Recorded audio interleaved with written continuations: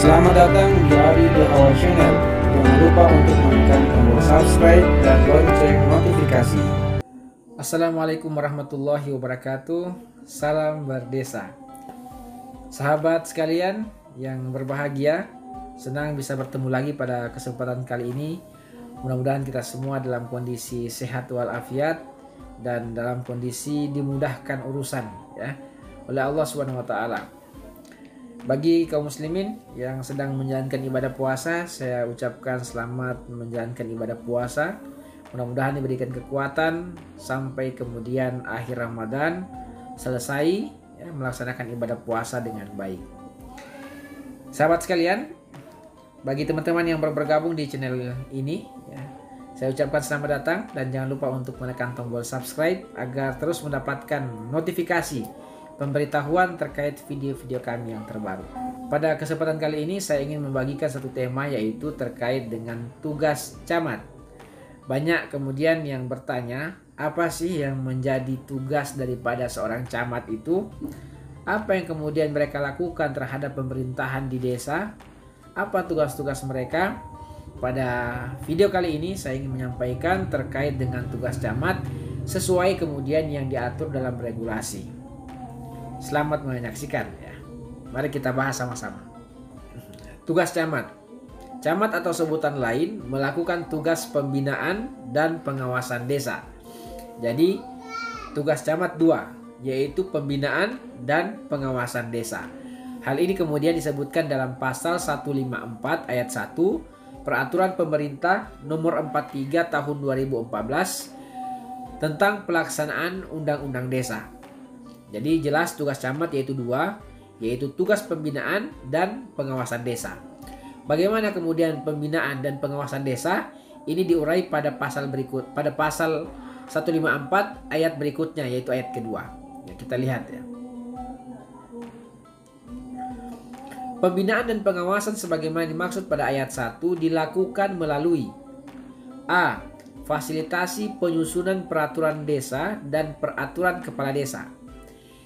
B. Fasilitasi administrasi tata pemerintahan desa. C. Fasilitasi pengelolaan keuangan desa dan pendayagunaan aset desa. D. Fasilitasi penerapan dan penegakan peraturan perundang-undangan.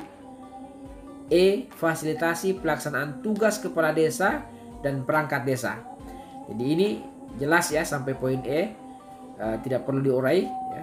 Jadi memfasilitasi dari penyusunan peraturan desa, administrasi, pengelolaan keuangan, sampai kemudian penegakan atau penerapan perundang-undangan. Kemudian lanjut ya, masih ada poin berikut yaitu F. Fasilitasi pelaksanaan pemilihan kepala desa terkait pilkades ya, camat memberikan fasilitasi juga. G. Fasilitasi pelaksanaan tugas dan fungsi Badan Permusyawaratan Desa (BPD). H. Rekomendasi pengangkatan dan pemberhentian perangkat desa. Ini sudah pernah kami buat video sebelumnya. Jadi harus ada rekomendasi camat ya, dalam pengangkatan dan pemberhentian perangkat desa. I. Fasilitasi sinkronisasi perencanaan pembangunan daerah dengan pembangunan desa. Jadi untuk menemukan ya, benang merah antara RPJMD dan RPJMDes, dan camat bisa melakukan fasilitasi untuk mensinkronkan. J. Fasilitasi penetapan lokasi pembangunan kawasan perdesaan. Jadi jelas ini ya, kita lanjut.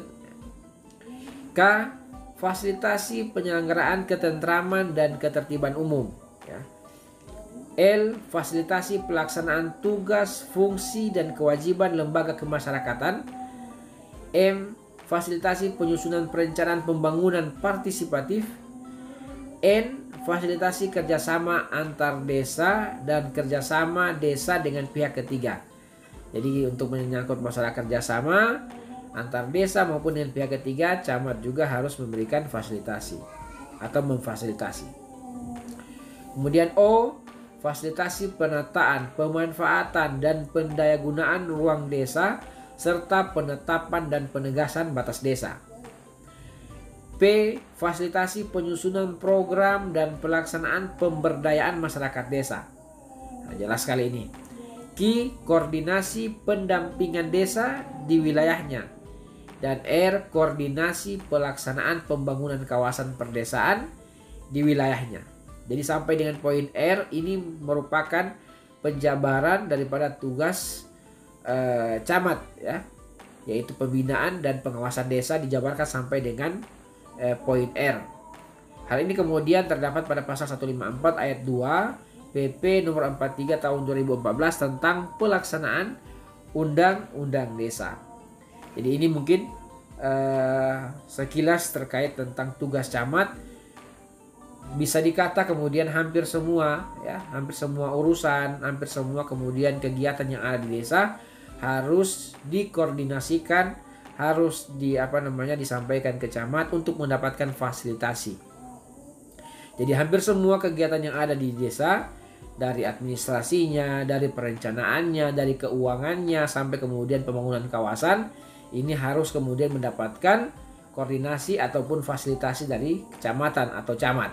Oleh karena itu pemerintahan desa harus banyak kemudian melakukan koordinasi, harus bertanya, harus meminta petunjuk ya kepada camat terkait dengan kegiatan-kegiatan yang ada di desa agar kemudian mendapatkan fasilitasi dari camat. Kalau seandainya camat yang misalnya belum turun ke desa, ya mungkin tidak mengapa kemudian pemerintahan desa juga kemudian untuk menyambut menyambut bola ya, atau yang datang ke kecamatan untuk kemudian melakukan koordinasi, bertanya sehingga mendapatkan fasilitasi sesuai dengan tugas camat yang telah diatur dalam pasal 154 ini, undang-undang yang diatur dalam pasal 154 PP nomor 43 tahun 2014 tentang pelaksanaan Undang-Undang Desa. Semoga video yang singkat ini bermanfaat. Kalau ada pertanyaan, saran, kritik, silakan langsung isi pada kolom komentar pada video ini. Terima kasih atas perhatian, mohon maaf atas kekurangan. Sampai jumpa pada video berikutnya. Assalamualaikum warahmatullahi wabarakatuh. Salam berdesa.